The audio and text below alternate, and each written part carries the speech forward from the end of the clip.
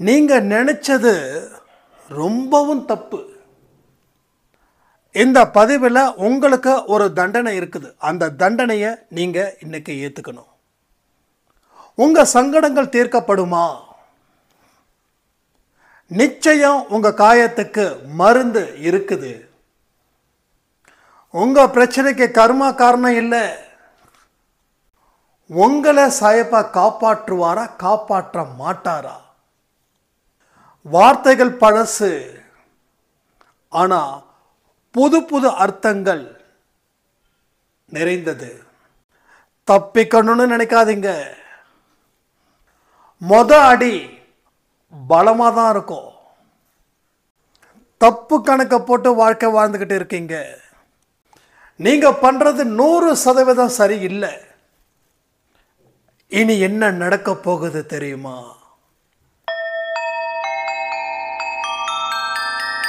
ஓம் சாயிரா சாயிரா, ஓம் சாயிரா சாயிரா, ஓம் சாயிரா சாயிரா, அன்பே சாயிரா, பேரன்பே சாயிரா, அகிலம் தளிக்க ஆத்மா விழிக்க அனுதினம் சாயிரா, எங்கள் அன்பே சாயிரா.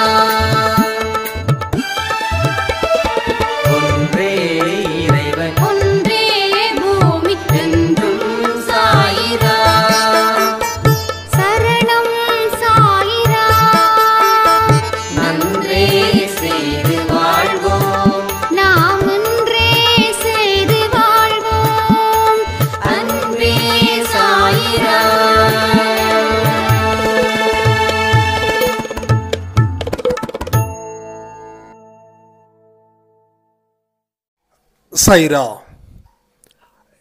என் உயிரின் உயிரானவர்களே, இன்னைக்கு நிறைய சாய்ராமுடைய ஆடியோவை கேட்டு இன்னைக்கு நிறைய பேருக்கு ரிப்ளை பண்ண ரொம்ப சந்தோஷமாக, ரொம்ப மனநிறைவோட இன்னைக்கு இருந்துச்சு. ஒவ்வொருத்தவங்களுடைய ஆடியோவை கேட்கும் போதும் சாயப்பா அவங்களுக்கு உள்ள இருந்து வழி நடத்துகிறாரு அப்படின்ற விஷயத்தை நான் புரிஞ்சுக்கிட்டேன். ஏன்னா சாதாரணமான வார்த்தைகள் எது, ஒரு பவர்ஃபுல்லான வார்த்தைகள் எது அப்படின்றது எனக்கு ஓரளவுக்கு தெரியும். ஸோ அந்த இடத்துல நிறைய பேருக்கு இருக்கக்கூடிய சந்தேகம்,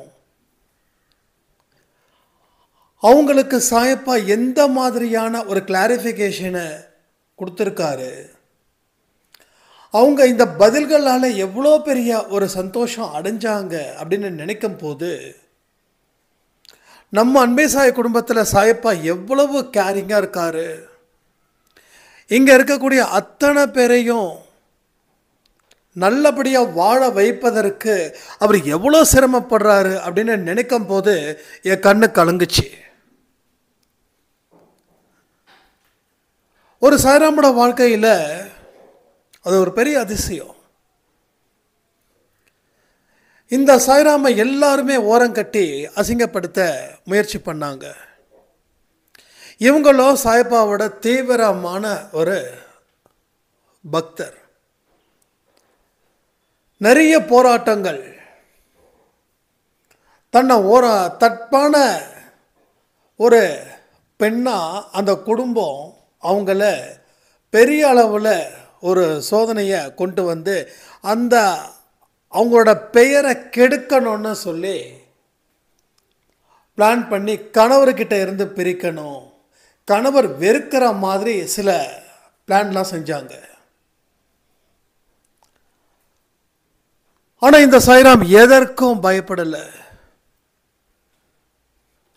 இவங்களுக்கு அந்த இடத்துலையும் அந்த நம்பிக்கையோட தன்னுடைய கணவனோட சேர்ந்து வாழ்ந்தாங்க. அடிக்கடி தேளு கொத்துற மாதிரி அந்த வலியையும் அனுபவிச்சுக்கிட்டு சாயப்பா இருக்கும்போது நமக்கு என்ன கவலை, அந்த தைரியத்தோடு வாழ்ந்தாங்க. அப்போ இவங்களுக்கு எந்தெந்த இடத்துலலாம் பிரச்சனைகளை அந்த குடும்பம் கொடுத்ததோ அந்த குடும்பத்தில் கணவருடைய கூட பிறந்தவங்களுக்கு உண்மையிலேயே இவங்க மேலே என்னென்னலாம் பொய் குற்றத்தை சுமத்துனாங்களோ அது அப்படியே அவங்க கணவரோட தங்கச்சிக்கு நடந்திருக்குது. கடைசியில் அவங்க கணவரோட தங்கச்சி அதில் பலியாடாயிட்டாங்க. அப்போது அவங்க கணவரோட தங்கச்சியையும் இவங்களை ஒரு மோசமான பெண்மணின்னு சித்தரிக்க பல நாடகத்தை நடத்தி நம்ப வைக்க முயற்சிகள் செய்தும் சாயப்பா அவங்கள காப்பாற்றினாரா இல்லையா? அப்போ நல்லா புரிஞ்சுக்கணும், தெய்வம் நம்ம கூட துணையாக இருக்கும்போது நாம் போயிட்டு சின்ன சின்ன குண்டூசிக்கலாக பயத்தடலாமா? பயப்பட முடியுமா? இல்லை யாராவது பயந்தா காட்ட முடியுமா? அப்போ நீங்கள் இந்த மாதிரியான அனுபவங்கள் அன்பே சாய் மூலமாக உங்களுக்கு கிடைக்குதுன்னா உண்மையிலே சொல்கிற நீங்கள் எல்லாருமே பாக்கியவான்கள். ஒரு விஷயம் நமக்கு கண்ணுக்கு முன்னாடி நடக்குது அப்படின்னா அது நமக்கு எச்சரிக்கையாக இருக்கிறதுக்கும், இல்லை கண்ணுக்கு முன்னாடி ஒரு அற்புதம் நடக்குதுன்னா அது நமக்கும் நடக்கும் அப்படின்ற ஒரு நம்பிக்கைக்காகவும் தான் நம்மளை சுற்றிய பல விஷயங்கள் இங்கே நடக்குது. சிலது எச்சரிக்கையும் கொடுக்குது, சிலது மனசுக்கு தெம்பையும் கொடுக்குது. இன்னைக்கு காலையில் கொடுத்த ஆடியோ ரொம்ப இம்பார்ட்டன்ட். அந்த ஆடியோவை நிறைய பேர் கேட்டு தனிப்பட்ட முறையில் மெசேஜ் பண்ணும்போது என் கண்கள் நிறையவே கலங்கிடுச்சு. ஸோ கடவுளோட துணை இல்லாமல் எதுவுமே இங்கே நடக்காது. கடவுளுடைய அனுமதி இல்லாமல் எந்த துன்பமும் நெருங்காது. துன்பம் நெருங்குதுன்னா கடவுள் அனுமதித்ததன் பெயரில் அந்த துன்பம் நெருங்குச்சு. அந்த துன்பம் நெருங்கும் போது, அது நமக்கு வலிக்கும் போது தான் அந்த பாவத்துக்கு உண்டான விடுதலை ஆவதற்கு உண்டான ஒரு சிக்னல். விடுதலை ஆவதற்கு உண்டான சிக்னல் தான் இப்போ சாயப்பா கிட்ட வந்ததுக்கு அப்புறமும் நம்ம மனசை பக்குவப்படுத்துகிற போதும் நமக்கு சில வலிகள் வலிக்குது இல்லையா? அந்த வலிகளுக்கு காரணம் நீ நல்லா இருக்க போறன்றதுக்கு உண்டான அடையாளம் தான் அது. ஒரு வேலை செய்யும்போது வேலை ரொம்ப பெருசாக இருந்துச்சுன்னா நம்ம அட்வான்ஸ் வாங்குவோம். ஏன்னா வேலைக்கு உண்டான ஆயத்தத்தை ரெடி பண்ணிவிட்டு கடைசியில் வேண்டாம்ப்பா அப்படின்னு சொல்லிடக்கூடாதுன்றதுக்காக நம்ம அட்வான்ஸ் வாங்குவோம். அதுபோல தான் இன்றைக்கி இருக்கக்கூடிய துன்பங்கள் உங்களுக்கு வருதுன்னா அது அட்வான்ஸாக நீங்கள் ஹாப்பியாக இருக்கிறதுக்கு உண்டான ஒரு அத்தாட்சி.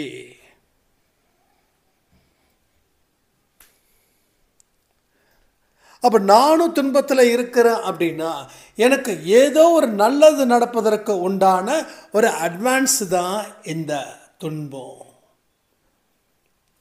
ஆனால் இதில் கண்டிஷன்ஸ் அப்ளை இருக்குது. அதாவது நாமளாக வாழ்க்கையை தப்பு தப்பாக வாழ்ந்து துன்பத்தை அனுபவிக்கிறோம் அப்படின்னா அதுக்கு இந்த அட்வான்ஸ் ஹாப்பி கிடையாது. எதுக்கு அட்வான்ஸ் ஹாப்பி? நீங்கள் கடவுளோட துணையோடு உங்கள் வாழ்க்கையை வாழும்போது அதில் நீங்கள் துன்பங்களை அனுபவிக்கும் போது உங்களுக்கு கண்ணீர் வருதுன்னா அந்த வலியின் மூலமாக பெறக்கூடிய கண்ணீர் உங்களுக்கு முன்கூட்டியே கொடுக்கக்கூடிய ஒரு அட்வான்ஸ். ஸோ உங்கள் வாழ்க்கை ஃபியூச்சரில் எப்படி இருக்கும்னா மங்களகரமாக இருக்கும். மங்களகரமாக இருக்கும். இங்கே சொல்லக்கூடிய எந்த ஒரு வார்த்தையும் பொய்யாகாது. அதை வச்சு தான் சொல்கிறேன், உங்கள் ஃபியூச்சர் மங்களகரமாக இருக்கும். பாலைவனத்தில் வாழ்ந்துக்கிட்டு இருக்கிறவங்களுக்கு சோலைவனத்தில் வாழும்போது கிடைக்கக்கூடிய அந்த அற்புதம் இங்கே நடக்குது. நாம் பாலைவனத்தில் வாழ்ந்துட்டு இருக்கக்கூடிய மனுஷங்க நிறைய கஷ்டப்படுறோம், நிறைய கண்ணீர் விட்டு இருக்கோம். இந்த கஷ்டமும் இந்த கண்ணீரும் ஒரு நாளும் வீண் போகாது. எத்தனை பேர் நம்புறீங்க? என்னுடைய கஷ்டங்கள் வீண் போகாதுன்னு எத்தனை பேர் நம்புறீங்க? நம்பிக்கையோட சொல்லுங்க. அரைகுறை நம்பிக்கை வேண்டாம், சந்தேகம் வேண்டாம், நடக்குமா நடக்காதா அப்படின்ற வீண் விவாதங்களும் வேண்டாம். எல்லாமே நடக்கும். சந்தேகமே இல்லாம நம்ம வாழ்க்கையில் ஒரு பெரிய இடத்துக்கு நாம் போக போகிறோம். ஏன்னா கூட்டிட்டு போகிறவர் அவர்.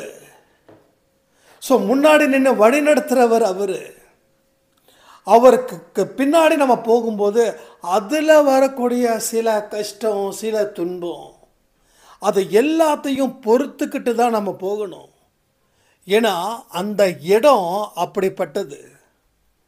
அந்த இடத்துல தான் நாம் இங்கே நிற்கிறோன்றத நீங்கள் மறந்துடாதீங்க. எந்த ஒரு விஷயமும் அவர் முன்னாடி வழி நடத்துகிறாரு அப்படின்ற ஒரு நினைப்பு மட்டும் இருக்கட்டும். எந்த விஷயங்கள் உங்களுக்கு நடந்தாலும் அப்போதான் உங்களுக்கு வரக்கூடிய துன்பத்தை கூட அவருக்கு பின்னாடி நாம் இருக்கிறோம். அவர் வழி நடத்தக்கூடிய தெய்வம். அவர் வழி நடத்துகிற இடத்துல கடினமான பாதைகளும் இருக்கும். அந்த பாதைகளை கடந்து தான் போகணுன்றது விதி. நான் கடக்கும்போது வலிக்குன்றதும் விதி. ஆனாலும் இந்த வழியை பொறுத்து நான் நடப்பேன். ஏன்னா அப்போதான் அவர் எனக்கு நல்ல வாழ்க்கையை அமைச்சு கொடுப்பாரு. இதை நீங்கள் தீவிரமாக நம்புறீங்களா? அதாவது கடவுளை வணங்கும் போது என் கஷ்டத்தை தீருன்னு நம்ம சொல்கிறோம். கஷ்டத்தை தீர்க்கணும்னா கஷ்டத்தை அனுபவிக்கணும். அந்த கஷ்டத்தை அனுபவிச்சாதான் கஷ்டம் தீரும். கஷ்டத்தை அனுபவிக்காம கஷ்டம் தீராது. புதுசாக இருக்குதா உங்களுக்கு இந்த வார்த்தை? இதுதான் உண்மையும் கூட. எந்த ஒரு விஷயத்தையும் நம்ம சந்தோஷமாக இருக்கிறோன்னா கஷ்டத்தை கடந்து தானே வந்திருக்கோம். அப்போ கஷ்டத்தை ஃபேஸ் பண்ணுமா இல்லையா? அப்போ கஷ்டத்தை ஃபேஸ் பண்ண மாட்டேன், ஆனால் கஷ்டம் தீரும்னா இந்த ஜென்மத்தில் தீராது. அப்போ கர்மாக்களை ஃபேஸ் பண்ணணும். ஃபேஸ் பண்ணாமல் சைலண்ட்டாக முடிக்க வேண்டிய வேலை கிடையாது. ஃபேஸ் பண்ணணும். ஃபேஸ் பண்ணுறத ஆர்வமாக ஃபேஸ் பண்ணுங்களேன். ஏன் முகத்தை ரொம்ப கொடூரமாக வச்சுக்கணும்? ஏன் முகத்தை ரொம்ப அழுகையாக வச்சுக்கணும்? ஆர்வமாக வைங்க. ஒரு சவால்களையும் கடப்பதற்கு உண்டான வழிகள் என்ன அப்படின்றத நம்பிக்கையோட பாருங்க.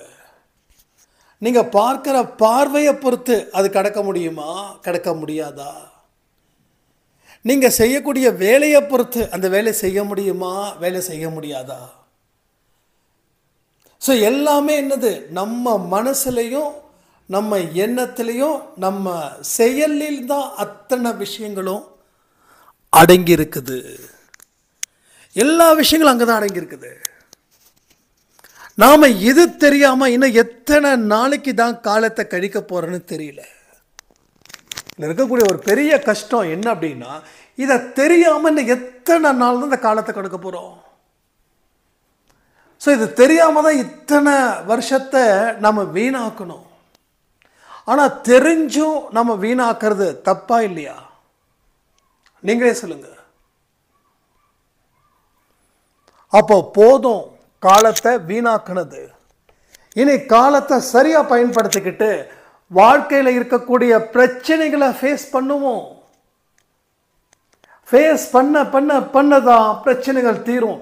எப்படி அந்த சாய்ராமுக்கு ஃபேஸ் பண்ணதால் என்ன நடந்தது? இன்னைக்கு அவங்க வாழ்க்கையில் சந்தோஷமாக இருக்காங்க. பட் இவங்க மேலே பழியை எப்படிலாம் சமத்துனாங்களோ அவங்க அந்த பழியை சமத்துறதுனால உண்மையாகவே அவங்க வாழ்க்கையில் மிகப்பெரிய ஒரு விஷயம் நடந்துருச்சு. இப்போ அவங்களுக்கு தலைக்குனிவு. ஆனால் இந்த சாய்ராமுக்கு தலை நிமிர்ந்து நிற்கிறாங்க.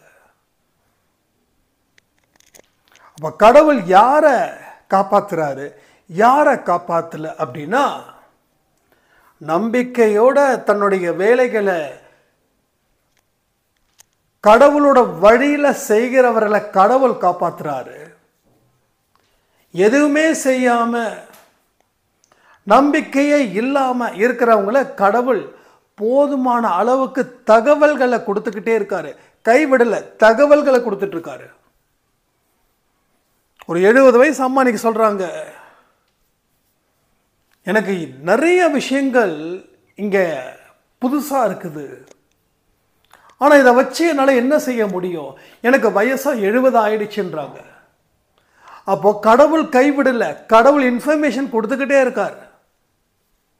ஏன் கொடுக்குறாருன்னா, இன்ஃபர்மேஷன்ஸ் என்றைக்குமே வீணாக போகிறது இல்லையே, அது இந்த ஜென்மத்தில் யூஸ் இல்லை அப்படின்னு நினைக்கக்கூடாது. இந்த ஜென்மத்தில் நான் இப்படி இருக்கேன்னா அது போன ஜென்மத்தில் போட்ட விதையாக கூட இருக்கலாம். அதே போல தான் உங்களுக்கும் இந்த ஜென்மத்தில் விதை போட்டாச்சு, அடுத்த ஜென்மத்தில் அறுவடை செமையாக பண்ணலாம், சிறப்பாக பண்ணலாம். ஸோ இது எல்லாத்தையும் நீங்கள் புரிஞ்சு வச்சுக்க முயற்சி செய்யறது இல்லை. இதான் பிரச்சனை. நீங்கள் முயற்சி செய்கிறீங்க அப்படின்னா அப்போ ஏன் உழைப்பில் எந்த விதமான முன்னேற்றமும் இல்லை? நீங்கள் முயற்சி 100% செஞ்சால் தான் அட்லீஸ்ட்டு ஒரு 50% ரிசல்ட் கிடைக்கும். ஆனால் முயற்சின்றது 50% மட்டும்தான் செய்கிறீங்க, மீதி செய்யலை. அப்போ என்ன ஆகுது, 10% இல்லை 20% தான் உங்களுக்கு முன்னேற்றம் கிடைக்குது. அடித்து ஒரு கேம் ஆடலாம் அப்படின்னா அடித்து கேம் ஆடலாம். இல்லை கேம் ஆடுறது கொஞ்சம் கஷ்டம்தான், என்னமோ ஒன்று சும்மா இத்தனை ஸ்கோர் பண்ணால் போதும் அப்படின்னு நீங்கள் எந்த நம்பரை நினைக்கிறீங்களோ அதை விட பாதி தான் உங்களால் ஸ்கோர் பண்ண முடியும். ஸோ 100 மார்க்கை ஸ்கோர் பண்ணணும் அப்படின்னா ஸ்கோர் பண்ணால் அட்லீஸ்ட் 80 கிடைக்கும். இல்லை 50 மார்க் ஸ்கோர் பண்ணால் போதும் அப்படின்னா 10ல் இருந்து 20 மார்க்கு மட்டும்தான் ஸ்கோர் பண்ண முடியும். ஸோ முயற்சி முழுசாக இல்லை, இதுதான் உண்மை. நீங்கள் வாழ்க்கையில் தோத்துக்கிட்டே இருக்கிறதுக்கு காரணம் கர்மாக்கள் அப்படின்றத நம்ம வச்சுக்கிட்டாலும், பட் அது முழு காரணமாக இருக்கவே முடியாது. ஒரு சாரம் சொன்னாங்க, எனக்கு கர்மா இன்னமும் எனக்கு சரி பண்ணலை, நான் போராடுறேன்றாங்க. எனக்கு அவங்கக்கிட்ட கிராஸ் கொஸ்டின் கேட்குறேன், என்ன உங்களுக்கு கர்மா இன்னமும் இருக்குதுன்னு எப்படி நம்புறீங்க அப்படின்னு கேட்டால் அவங்க சில கேள்விகளுக்கு ஆன்சர் சொல்கிறாங்க. அந்த ஆன்சரில் எனக்கு திருப்தி வரல. ஏன்னா அவங்க எந்த ஒரு விஷயத்தையும் முழு மனதோட செய்யலை. இப்படி தான் நாம ஏமாற்றிக்கிட்டு இருக்கோம். என்ன கர்மா பிடிச்சிட்டே இருக்க போதான்னு. சிறை கைதியாக இருக்கிறவங்களுக்கு தண்டனை 5 வருஷம். 5 வருஷம் ஓகே, அனுபவிக்கிறது கரெக்டு. 6வது வருஷம் இன்னும் 1 வருஷமாக அனுபவிக்கிறோம் அப்படின்னா அப்போ அங்கே இருக்கிற ஜட்ஜு விடலையா? இல்லை அங்கே இருக்கக்கூடிய ஆஃபீஸர்ஸ் ரிலீஸ் பண்ணலையா? இல்லை இவர் போகலையா? ஸோ நியாயம் 5 வருஷம். 5 வருஷம் தண்டனைன்னா அந்த 5 வருஷத்தில் அவனுக்கு இருக்கக்கூடாது, இருக்கிறது தப்பு.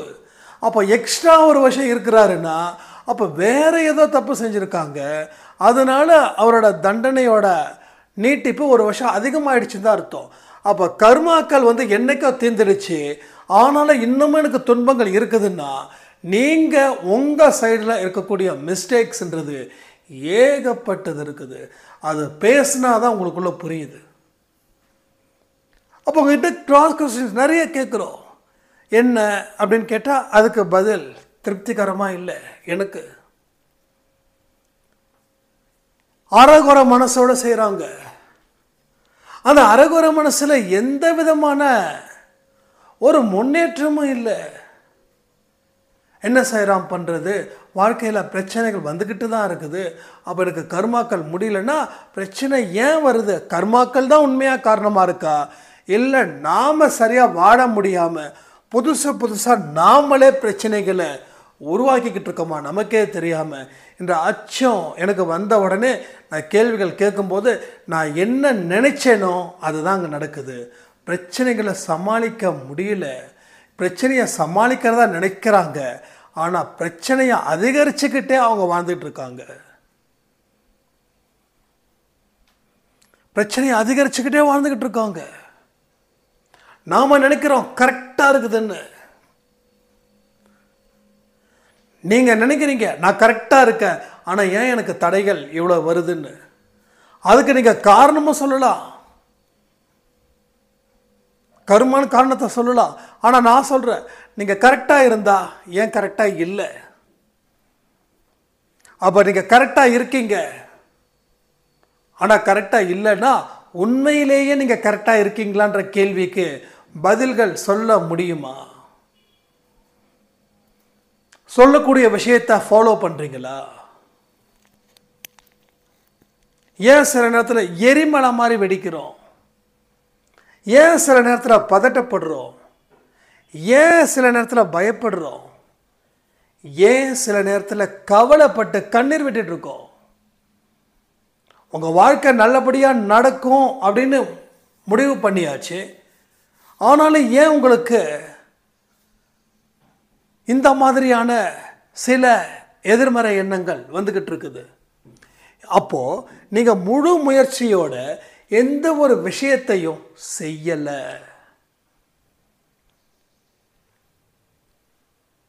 அதனால் எந்த ஒரு விஷயமும் நடக்கலை.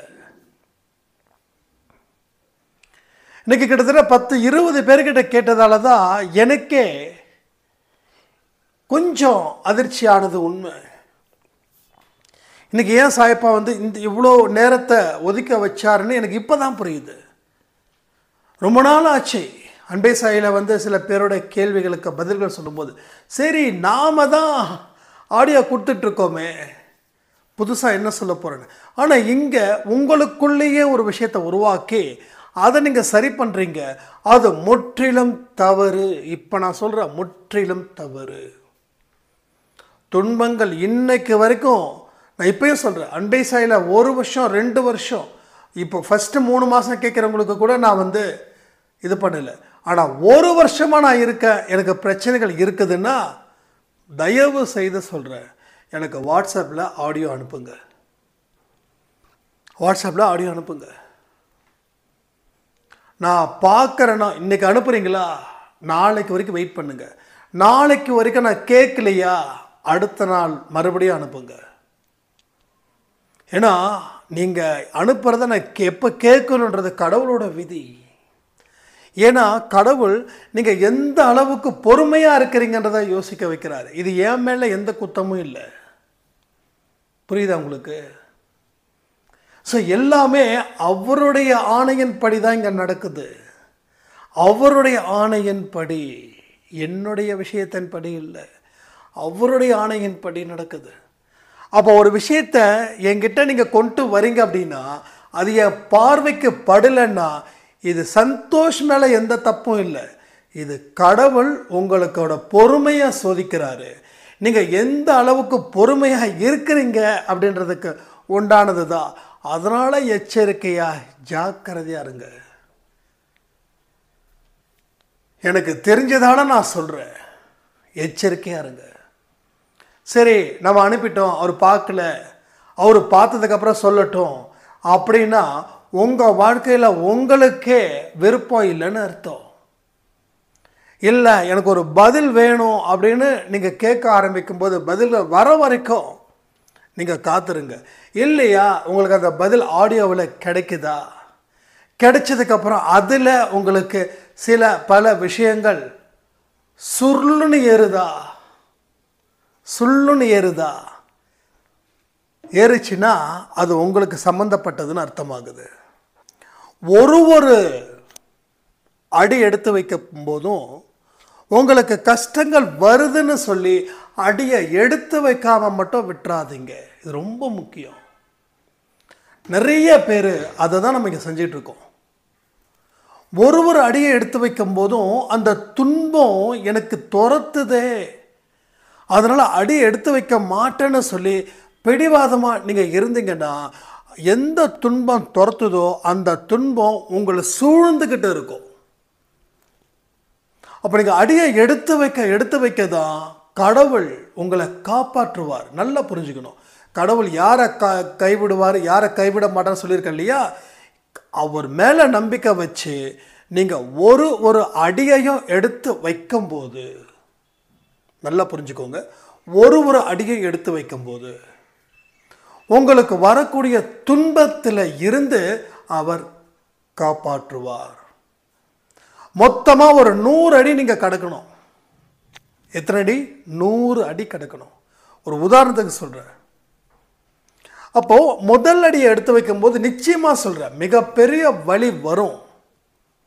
என்னடா அது, வலி வரும், கஷ்டம் வரும், துன்பம் வரும், இதுக்காகவும் நம்ம சாயப்பாவை கும்பிட்றோம் அப்படின்னு நீங்கள் நினைக்கலாம். ஆனால் நான் ஒரே ஒரு விஷயம் சொல்கிறேன். உடம்பு சரியாகணும்னா சில கசப்பான மருந்தை சாப்பிட்டா தானே. எத்தனை பேர் கபசர குடிநீர் குடித்தோம்? நம்மளாம் குடிக்கிறவங்களா? காலையில் எந்திரிச்ச உடனே பல்லு கூட விளக்காம காஃபியும் டீயும் குடித்தவங்க. இப்போ நீங்கள் பெருசான உடனே கொஞ்சம் பல்லெல்லாம் விளக்கிட்டு குடிச்சிருக்கலாம். நான் சொல்கிறது வந்து ஒரு வயசுலேருந்து 20 வயசு வரைக்கும். ஏன்னா அப்படிப்பட்ட சுகவாசிகள் நாம், சுகவாசிகளாக இருந்தோம். நம்ம இருந்தோம். அப்போ சுகவாசிகளாக இருந்த நாம் திடீர்னு என்ன பண்ணோம்? உயிரை காப்பாற்றிக்க கசப்புகளை எடுத்துக்கிட்டோம்.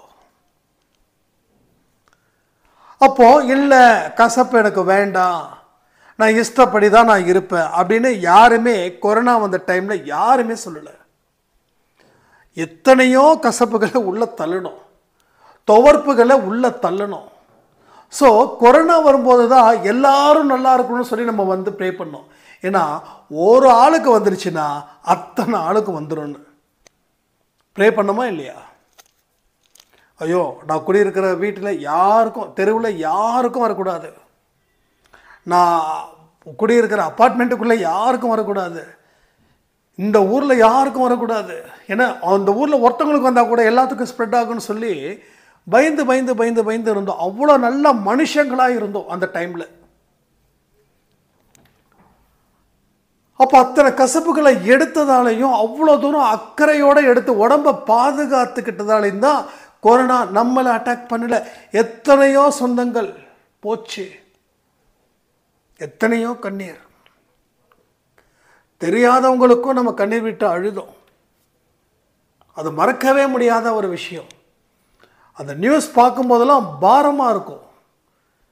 ஏதோ ஒரு உறவுகள், நமக்கு தெரியாத ஒரு மனுஷனாக இருந்தாலும் அந்த மனுஷனுக்கு இருக்கக்கூடிய உறவுகள் எந்த அளவுக்கு ஆழ்ந்த துக்கத்தில் இருந்திருப்பாங்க. அந்த குடும்பத்தோட முதுகெலும்பே உடைஞ்சு போயிருக்கும். கொரோனாவில் இறந்தவங்களை வச்சு சொல்கிறேன். அப்போ நாம் அதுக்கெல்லாம் தேவை அந்த காப்பாற்றிக்க எத்தனை விஷயத்தை எடுத்தோமோ அதே போல தான் முதல் அடி கண்டிப்பாக சொல்கிற அடி செம்மையாக இருக்கும். ரெண்டாவது அடி அடியை விட கொஞ்சம் குறைவாக இருக்கும். மூணாவது அடி கொஞ்சம் குறைவாக இருக்கும். நாலாவது அடி கொஞ்சம் குறைவாக இருக்கும். 90வது அடி வழியே இருக்காது. 91 சுத்தமாக இருக்காது. 100 வெற்றி நமக்கு தான். ஸோ 100 வந்தால் ஜெயிச்சிட்டோம் தானே. அப்போது 1ல், அதாவது 0வில் இருந்து ஆரம்பிக்கும் போது வலியும் வேதனையும் அதிகரிக்கும். ஏன்னா புது விஷயங்கள் அனுபவிக்கும் போது பல கஷ்டம், பல நஷ்டம் எல்லாமே வந்து சேரும்போது நம்மளை போட்டு உழுக்குன்னு உழுக்கிடும். அப்போ அது உழுக்குதுன்னு சொல்லி நாம் ஒதுங்கிட்டோம் அப்படின்னா என்னைக்கு அது உங்களை பலவந்தமாக பிடிச்சி தள்ளுதோ அன்னைக்கு நீங்கள் மாட்டுவீங்க. அப்போ எந்த அடியும் எடுத்து வைக்க முடியாது. ஒரே அடியில் அத்தனையும் முடிஞ்சு போயிடும். ஒரே அடி அத்தனையும் காலி. ஸோ இந்த நிலை உருவாக்குறது உங்களுக்கு நல்லதா? இல்லை அடியை நான் கஷ்டத்தை ஏற்படுத்திக்கிறேன், கஷ்டத்தை தாங்கிக்கிறேன், துன்பத்தை தாங்கிக்கிறேன், எனக்கு தான் என் சாயப்பா இருக்காரு அப்படின்னு சொல்லி அடுத்த அடி எடுத்து வச்சு வாழ்க்கையில் வெற்றி பெற போகிறோமா? எல்லாமே உங்கள் கையில் இருக்கு. Everything is possible. எவ்ரிதிங், எல்லாமே நம்மளால முடியும். கடவுளோட துணை இருக்கும்போது எல்லாமே நம்மளால முடியும். அதை விட்டுட்டு மறுபடியும் நான் அடியை எடுத்து வைக்கல, நான் துன்பத்தில் இருக்க, எனக்கு கர்மான்னு சொல்லி தயவு செய்து உங்களுக்கு நீங்களே காது குத்திக்காதீங்க. இதனால் உங்கள் காது தான் வலிக்கும். ஒரு தடவை காது குத்தினா பரவாயில்ல, தினமும் காது குத்தினா என்ன ஆகும்? ரத்தம் வரும்.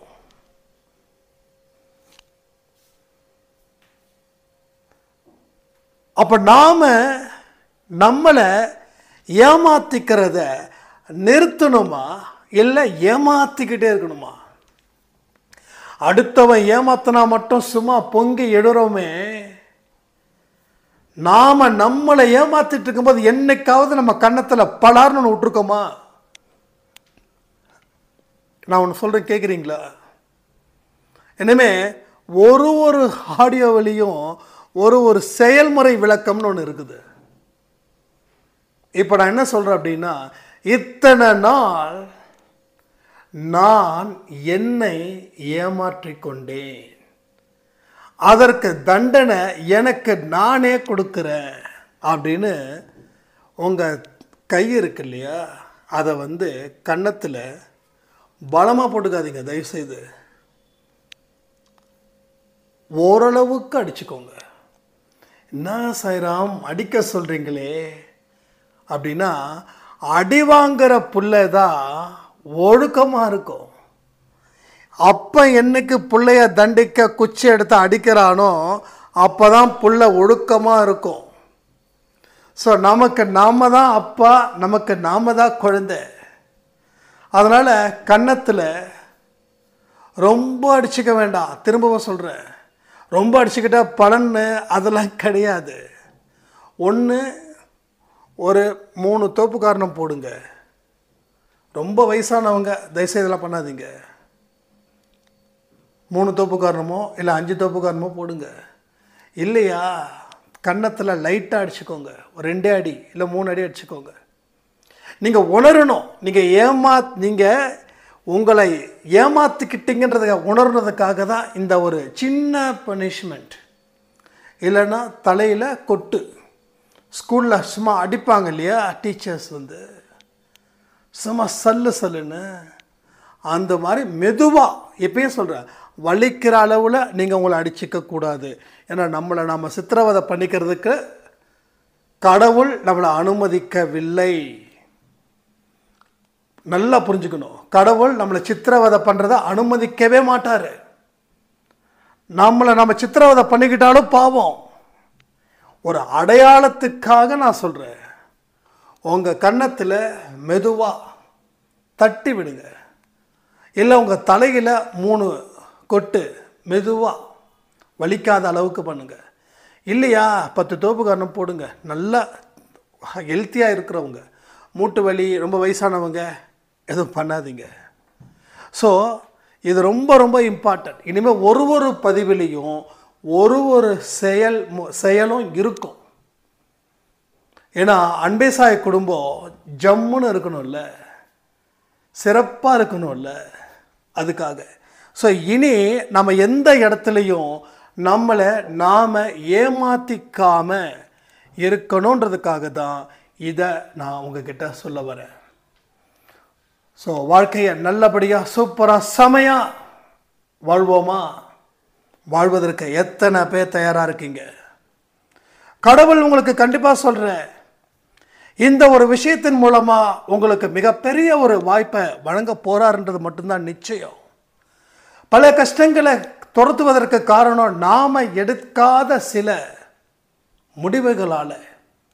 ஸோ கஷ்டத்தை அனுபவிச்சா மட்டும்தான் அந்த கஷ்டத்தை தீர்க்க முடியுன்ற உன்னதமான தத்துவத்தை மனசில் வச்சு உங்கள் வாழ்க்கையை சிறப்பாக வாழணும்னு சொல்லி இந்த ஆடியோவை நான் முடிக்கிறேன்.